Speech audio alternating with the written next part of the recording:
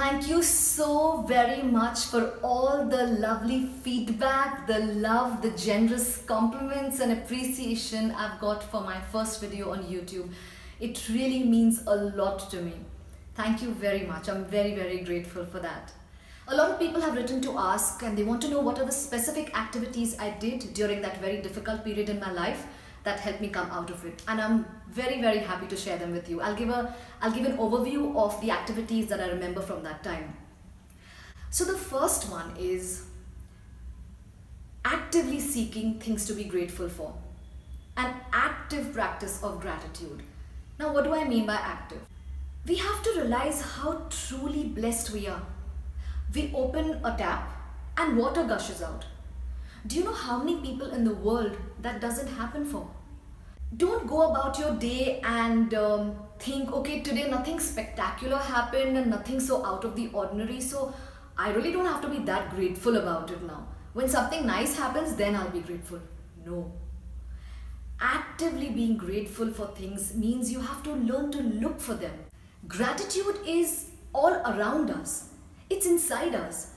The miracle of the human body itself gives us so much to be grateful for. A lot of times I've also felt people get confused about certain aspects of gratitude and they feel that they cannot come up with new things every day all the time to be grateful for. Now you don't have to do new things that you don't have to think of new things that you're grateful for. Don't get bogged down by those things. It's more important to bring yourself in the practice of feeling grateful and a mindset that learns to look for blessings and joy around us. It's absolutely okay to be repetitive and say thank you to your pillow every single day, morning, noon and night. That is absolutely fine. Now what I did is I did gratitude journaling, which means I kept a diary in which every morning I wrote down 10 things after I woke up that I was grateful for, and I did the same practice before sleeping at night. I wrote down 10 things in my diary that I was truly grateful for. And during that very difficult time, I remember I did it more than twice a day. I did it as many times as I required. Every time I felt low or uneasy, I just opened my diary and went for it.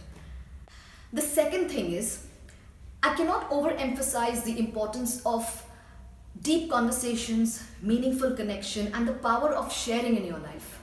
Please speak to people that you can trust and that love and support you. It's extremely important. This kind of connection releases oxytocin in our brain, which is a very powerful neurochemical. Now, the people you speak to could be your friends, somebody from your family, it could be a life coach, a mentor, a counselor, anyone.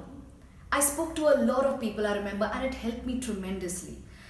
I also did a lot of counseling, I did a lot of therapies, I did participate in a lot of seminars and a lot of courses. I always felt, what's the harm? क्या नुकसान हो जाएगा? कुछ तो फायदा होगा ही. Something nice will come out of it. So I never judged myself or the seminar that I was attending that is this going to work, is this not going to work? I just kept doing whatever it took. The third thing is physical exercise. Get some physical exercise every day. It's a big release. Physical exercise releases chemicals in the brain that are very, very powerful and important for us, serotonin and dopamine, and they affect our neurochemistry, they affect our emotions, and they bring us up to a better state of mind and feeling happier. It doesn't matter what kind of physical activity you do or how much or how strenuous it is, that depends on your capacity and choice. But do it every day, any time of the day, your choice. You can even do yoga, you can do walking, running, whatever, any kind of, play a sport if that's your thing. I would like to make a special mention for yoga and pranayam and the kriyas associated with yoga and all these lovely ancient practices that we have in our country. These are very powerful and ancient practices. They work very closely with the breath, and when you can change your breath or master your breath, you can change your neurochemistry and your emotions and your moods a lot faster. So please invest some time and energy if you want to learn, and if you already have learned, then please practice these. They are beautiful.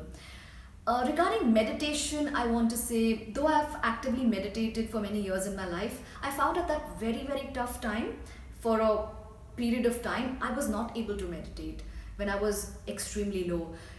Most of the time I just couldn't get myself to sit for that practice, and the other times whenever I did, which were very few, I found that the spiral of thoughts and emotions that rose, I couldn't control it, and it just spun out of control. So I just felt it's best that I do not meditate for that period particularly, and of course I got back to my practice when I felt a lot better.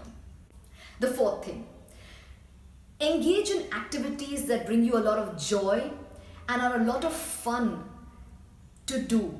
Do them for yourself and by yourself. Think of playful things to do, things that you really enjoy. The list is endless. Now these activities could be anything. It could be a massage, a long walk, or something that you really enjoy doing, like singing or dancing or painting, even cooking. I remember for me sometimes it was just taking a cold shower. Sometimes it was like buying myself flowers and candles and just having a fun time by my own self.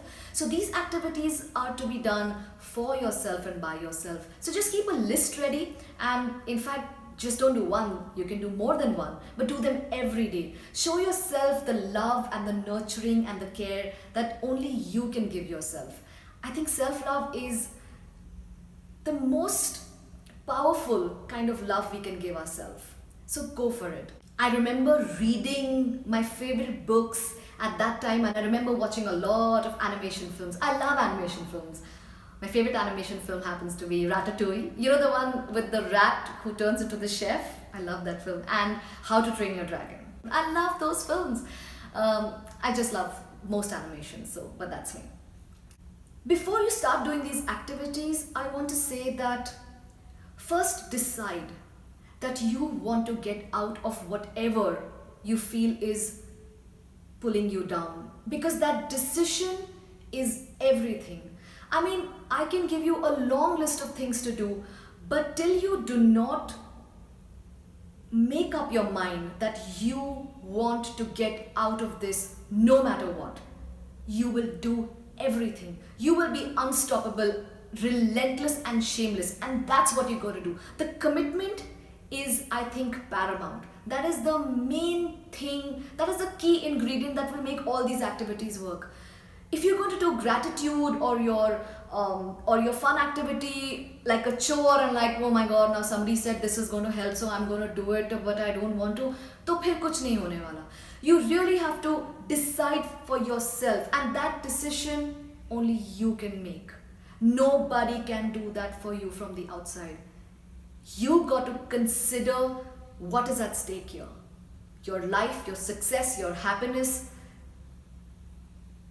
Take a hold of your life and do not let go till you feel powerful and happy again. Because that's what we've come here for. That is the most important thing. Now, all these activities don't need to be practiced in your life only when you're feeling down and out. These are lovely practices, and I think they've become a part of my life now. I may not consciously practice all of them every day, but I think subconsciously I'm always practicing each one of them. All these activities are meant to build one on top of the other. It is not important what order you do them in. That is not the criteria here.